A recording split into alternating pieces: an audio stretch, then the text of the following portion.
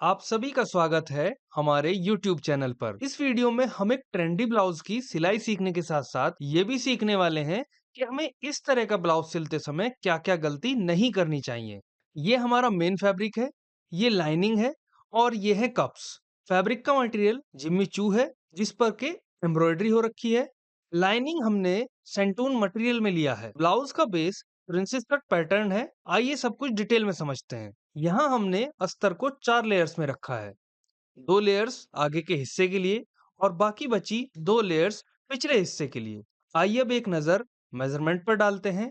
ये हमारा ready size रहने वाला है जिसमें कि चेस्ट 32 रहेगी, वेस्ट 25, लेंथ 14 और फ्रंट गले की गहराई 8 इंच, तो वहीं बैक गले की गहराई 9 इंच रहने वाली है। ये मेजरमेंट हमारे हिसाब से है और अगर आपको इसमें कुछ चेंज करना है तो आप अपने हिसाब से मेजरमेंट को एडजस्ट करते हुए वीडियो को समझने की कोशिश कीजिएगा। सबसे पहले हमने अस्तर के एक साइड कपड़े को स्ट्रेट करने के लिए एक लाइन ड्रॉ की है। ये लाइन आप किसी भी तरफ ड्रॉ कर सकते हैं। अब इस लाइन से 15 इंच दूर पहला निशान शोल्डर लाइन के लिए लगाया है, जबकि इस निशान से 6 इंच नीचे दूसरा निशान चेस्ट लाइन के लिए हम लोगों ने बना लिया है। इस ब्लाउज के मामले में हमने इस लाइन को वेस्ट लाइन माना है।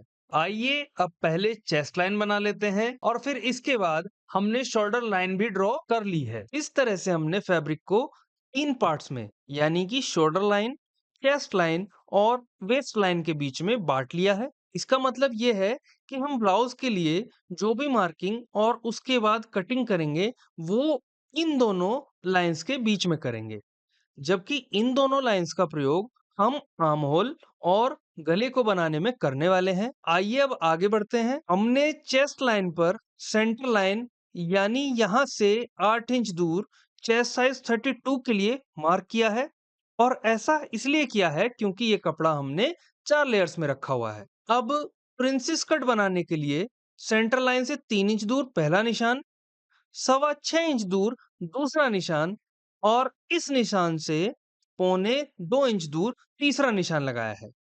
इन सभी निशानों को लगाने का कारण आपको अभी थोड़ी देर में ही समझ में आ जाएगा। चेस्ट और वेस्ट लाइन के दोनों पॉइंट्स को आपस में मिलाएंगे। अब गले की चौड़ाई कुल 5.5 इंच रखने के लिए 3.25 इंच दूर एक निशान शोल्डर लाइन पर और इतनी ही दूरी लेकर एक निशान यहाँ चेस्ट लाइन पर लगाया है। इन दोनों पॉइंट्स को ही हम मिला रहे हैं। इसके बाद शोल्डर के लिए सेंटर लाइन से 5.5 इंच की दूरी लेकर हमने एक निशान लगाया है और इतनी ही दूरी लेकर चेस्ट लाइन पर आर्म होल की गोलाई देने के लिए भी हम लोगों ने मार्क कर लिया है। दोनों पॉइंट्स को आपस में मिलाने के बाद 1 इंच अंदर की तरफ एक पॉइंट यहाँ पर हम लोगों ने बनाया है और इसे शोल्डर लाइन से जोड़ते हुए इस तरह से एक लाइन ड्रॉ भी हमने कर ली है। रेफरेंस के लिए बीच में एक लाइन बनाने के बाद अब इस तिरछी लाइन के लगभग बीच से गोलाई देना शुरू करेंगे और उसको हम लोग यहाँ तक मिला लेंगे। इसके बाद मार्जिन देने के लिए चेस्ट और वेस्ट लाइन से 2-2 इंच आगे इस तरह से 2 निशान लगाने के बाद उनसे होते हुए एक लाइन ड्रॉ हम लोगों ने की है। आइए अब इसमें डिजाइनिंग की कार्रवाई शुरू करते हैं। इसमें सबसे पहले वेस्ट लाइन पर 3 इंच दूर लगाए गए निशान से हम कर्व बनाना शुरू कर रहे हैं। आर्म होल तक हम लोगों ने कर्व बना लिया है और ये कर्व बनाने के बाद इस पॉइंट से 1.25 इंच दूर एक निशान डार्ट के लिए लगाया है, जिसको कि हम बाद में काट करके निकाल लेंगे।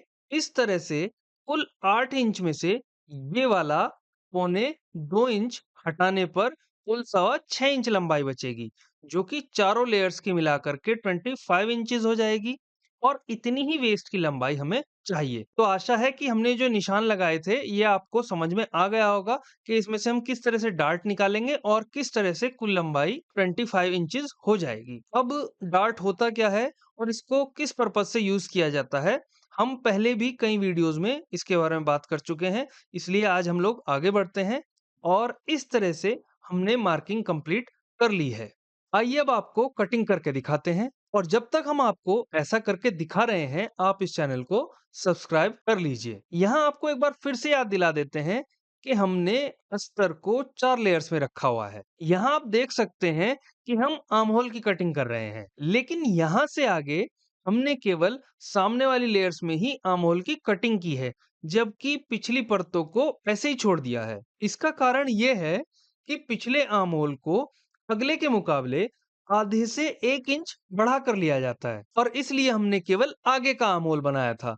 लेकिन अब पिछले आर्म होल को बढ़ा करके हम लोग काट रहे हैं। आप देख सकते हैं कि अगले और पिछले आर्म होल के बीच में हमने लगभग आधा इंच की दूरी रखी है। पिछले हिस्से की कटिंग कंप्लीट हो चुकी है, इसलिए हमने अब उसे अलग रख दिया है। अब हमने आगे वाले हिस्से को लिया है और जो मार्किंग की थी उससे होते हुए कपड़े की कटिंग कर रहे हैं। इतना सब करने के बाद अब हम डार्ट को भी काट कर हटा लेंगे। इस तरह से आप देख सकते हैं कि हमने ब्लाउज के सामने वाले हिस्से के लिए लाइनिंग की कटिंग पूरी कर ली है, जिसमें कि कुल 3 हिस्से हैं। इनको हम आपस में इस पॉइंट से सिलेंगे और इस तरफ भी सिलाई लगा लेंगे। आइए अब इन पीसेस की मदद से मेन फैब्रिक की कटिंग करते हैं। हमने यहाँ फैब्रिक को डबल लेयर में रख लिया है। सबसे पहले हमने लाइनिंग के सेंटर पार्ट यानी कि इस हिस्से को बीच से फोल्ड करके कुछ इस तरह से रख लिया है। तो वहीं इन दोनों हिस्सों को एक दूसरे के ऊपर रखते हुए यहाँ पर रख लिया है। इसके बाद हम पहले तो चारों तरफ से एक्स्ट्रा कपड़े को हटाएंगे और फिर प्रिंसेस कट के लिए यहाँ पर कटिंग करने के साथ-साथ डार्ट का कपड़ा भी हटा लेंगे। इस तरह से हमने फ्रंट पार्ट के लिए जो हमारा मेन फैब्रिक है उसकी कटिंग भी पूरी कर ली है। आइए अब बैक पार्ट के लिए कपड़े की कटिंग भी कर लेते हैं और इसके लिए हमने फैब्रिक को बीच से फोल्ड करके डबल लेयर में रख लिया है और अब इसके ऊपर हमने लाइनिंग को रखा है। लाइनिंग के अलावा जो भी एक्स्ट्रा कपड़ा है उसको काट करके हम लोग हटा लेंगे और आइए अब स्लीव्स के लिए लाइनिंग की कटिंग कर लेते हैं। यहाँ हमने बचा हुआ अस्तर लिया है, जिसके एक सिरे पर कपड़े की सिधाई के लिए एक सीधी लाइन ड्रॉ की है। इसके बाद स्लीव की लंबाई के लिए इस निशान से 7 इंच दूर पहला निशान, तो वहीं स्लीव की चौड़ाई के लिए 5 इंच दूर एक निशान यहाँ लगाया है। यहाँ से 3 इंच दूर एक निशान यहाँ लगाया है और इससे होते हुए एक स्ट्रेट लाइन खींचेंगे और फिर इस पॉइंट से 8 इंच की ऐसी तिरछी लंबाई लेकर एक निशान यहाँ लगाएंगे। ये जो 8 इंच हमने नापी है, ये आर्म होल की गोलाई ली है, जिसको के आप देख सकते हैं हमने कुछ इस तरह से नापा है, जबकि ये जो एक्स्ट्रा अस्तर बचा है वो सिलाई में चला जाएगा। इसके बाद इस पॉइंट से इस पॉइंट तक आर्म होल की शेप में गोलाई हम लोग दे देंगे और अब कलाई की गोलाई वाले इस पॉइंट और आर्म होल की गोलाई वाले इस पॉइंट को आपस में मिलाते हुए एक सीधी लाइन खींच लेंगे। इसके साथ ही लगभग 1.5 इंच का मार्जिन लेकर एक लाइन हम लोगों ने यहाँ पर ड्रॉ की है। आइए अब एक्स्ट्रा अस्तर को काट करके हम लोग हटा लेते हैं। इतना करने के बाद जो स्लीव का अंदर वाला हिस्सा है उसको इस जगह पर लगभग आधे से पौने इंच तक हम लोगों ने डाउन कर लेना है। अब अगर आपको ये डिटेल में जानना है कि हमने यहाँ 3 इंच और यहाँ लगभग आधा इंच कपड़ा क्यों हटाया है, तो आप हमें कमेंट में बता सकते हैं। हम अगली वीडियो में इसको बहुत ही डिटेल में डिस्कस कर लेंगे। तो हमने यहाँ पर स्लीव्स की कटिंग के लिए कपड़ा रखा है और इसमें ये जो एम्ब्रॉयडरी हो रखी है उसकी लंबाई हम लोगों ने यहाँ पर नापी है, जो कि कुल 11 इंच बैठ रही है। इसके बीचों बीच 5.5 इंच पर इसलिए निशान लगाया है ताकि ये डिजाइन स्लीव्स के दोनों तरफ एक जैसा रहे और आगे पीछे बिल्कुल भी ना हो। फोल्ड करके बीचों बीच एक कट यहाँ पर इसलिए लगाया है ताकि कपड़े के ऊपर लाइनिंग को रखने पर ये कपड़े के साथ एकदम बिल्कुल सिधाई में रहे। आप देख सकते हैं कि लाइनिंग के अलावा जो भी एक्स्ट्रा कपड़ा है उसको काट करके हमने हटा लिया है। आइए अब फ्रंट नेक के लिए वी शेप की कटिंग करते हैं। सबसे पहले एक साइड से 3 इंच दूर पहला निशान और फिर इस तरफ इतनी ही दूरी लेकर एक निशान इसलिए लगाया है ताकि इनसे होकर एक सीधी लाइन ड्रॉ की जा सके। अब एक लाइन हम लोगों ने यहाँ ड्रॉ की है। ये दूरी कितनी लेनी है ये फिक्स नहीं है और आप इसे कम या ज्यादा भी कर सकते हैं। अब इस लाइन से 8 इंच दूर एक निशान गले की गहराई के लिए हम लोगों ने यहाँ पर लगाया है और वी शेप बनाने के लिए इस तरह की एक तिरछी लाइन हम लोग यहाँ पर खींच रहे हैं। इसके बाद इस तरफ भी वी शेप की मोटाई के लिए एक लाइन ड्रॉ की है। आइए अब एक्स्ट्रा फ्यूज पेपर को हटा लेते हैं। इस तरह से आप देख सकते हैं कि हमने वी शेप में फ्यूज पेपर की कटिंग पूरी कर ली है। और आइए अब बैक साइड के लिए यू शेप हम लोग बनाने जा रहे हैं। यहाँ पर भी हमने पहले की तरह ही दो निशान 3 इंच की दूरी पर लगाने के बाद उनसे होकर एक सीधी लाइन ड्रॉ की है। और फिर इस तरह एक पॉइंट बनाने के बाद उससे 9.5 इंच दूर एक निशान लगाकर एक ऐसी लाइन खींच लेंगे। अब यू शेप के लिए मार्किंग करना शुरू कर रहे हैं। मार्किंग हमारी यहाँ पर कंप्लीट हो चुकी है। इतना सब करने के बाद आइए अब एक्स्ट्रा फ्यूज पेपर को भी हटा लेते हैं।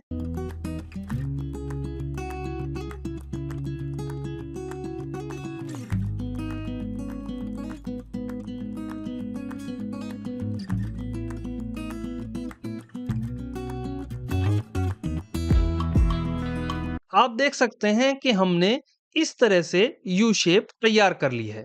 अब वी शेप को फ्रंट लाइनिंग के बीच वाले हिस्से पर आयरन की मदद से पेस्ट करेंगे और उसके बाद हम पिछले स्तर पर यू शेप को पेस्ट करेंगे।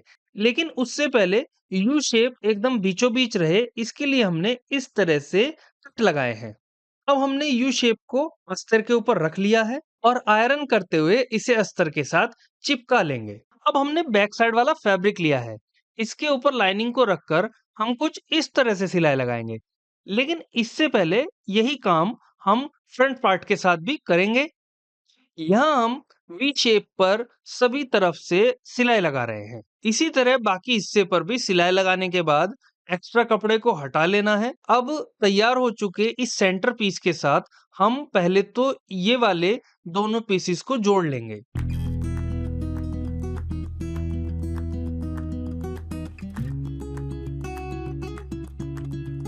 और फिर लाइनिंग के पीसेस को भी कुछ इसी तरह से हम लोगों ने जोड़ लेना है। इतना करने के बाद हमारा फ्रंट पार्ट तैयार हो जाएगा।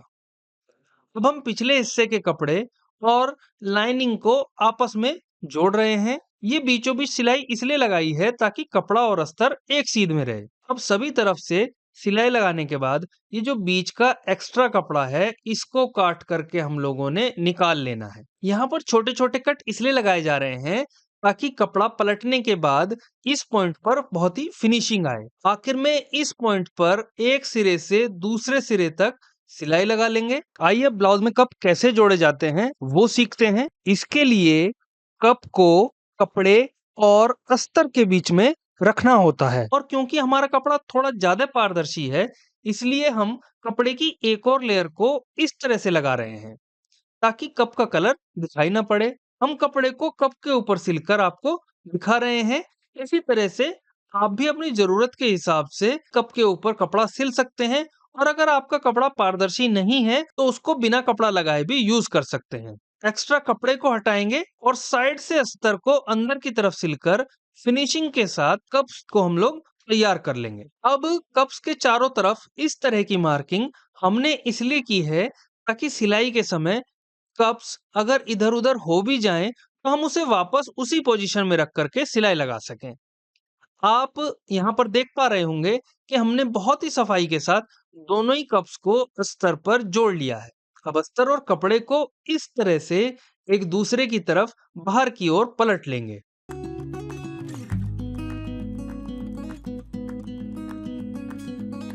और इस तरह से एक सिरे से दूसरे सिरे तक सिलाई लगाने के बाद कपड़े को पलट लेना है।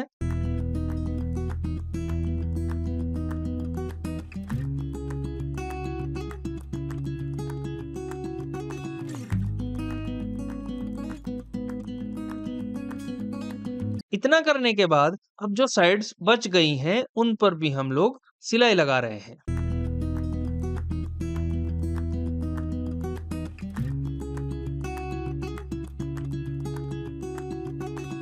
इसके बाद आइए अब अगली लेयर को पिछली लेयर के साथ जोड़ना सिखाते हैं और ऐसा हम शोल्डर जोड़ने से कर रहे हैं। हमने बैक साइड और फ्रंट साइड को एक दूसरे की तरफ इस तरह से रखा है। अब अगर आपको याद होगा कि हमने बैक साइड की सिलाई करते समय यहाँ पर सिलाई नहीं लगाई थी, जबकि फ्रंट साइड को सिलते समय यहाँ पर सिलाई लगाई थी। इसलिए फ्रंट पार्ट के इस हिस्से को बैक पार्ट से कपड़े को बाहर निकाल करके इस तरह से ऊपर रखते हुए सिलाई लगाएंगे।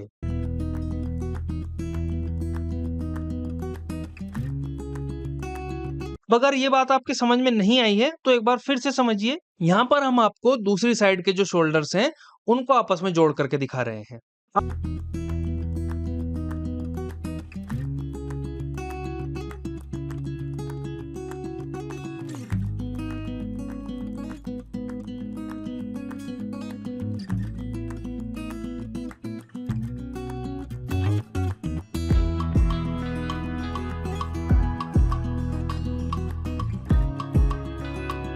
अब उम्मीद है कि ये पॉइंट आपको अच्छे से समझ में आ गया होगा।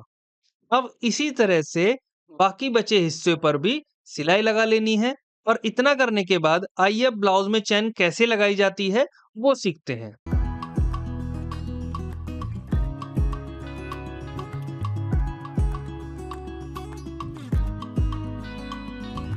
आमतौर पर जिप को आर्म होल से लगभग आधे से 1 इंच नीचे से जोड़ा जाता है।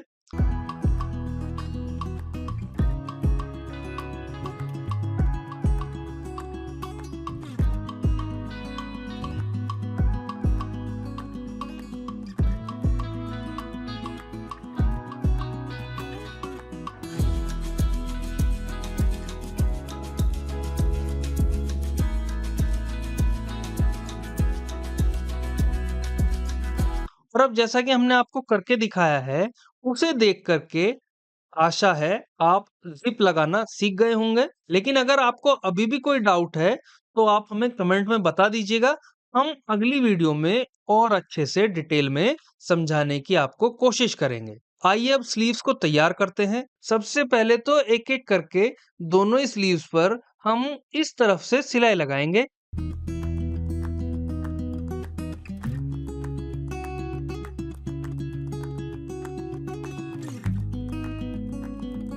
और फिर दोनों ही टुकड़ों को कुछ इस तरह से पलट लेना है।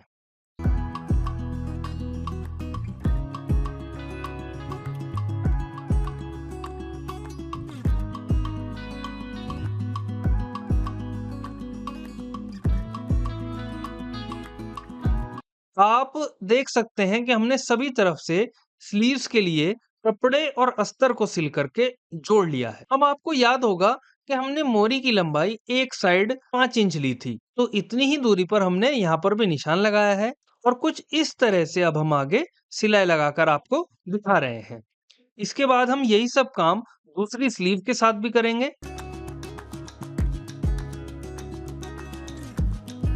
एक-एक सिलाई हम लोगों ने यहाँ पर और लगाई है और फिर एक्स्ट्रा कपड़े को काटकर हटाने के बाद कपड़े को पलट लेंगे तो हमारी स्लीव्स एकदम तैयार है। इन स्लीव्स को हम ब्लाउज के बाकी तैयार हिस्से के साथ जोड़ करके अब आपको दिखाने जा रहे हैं।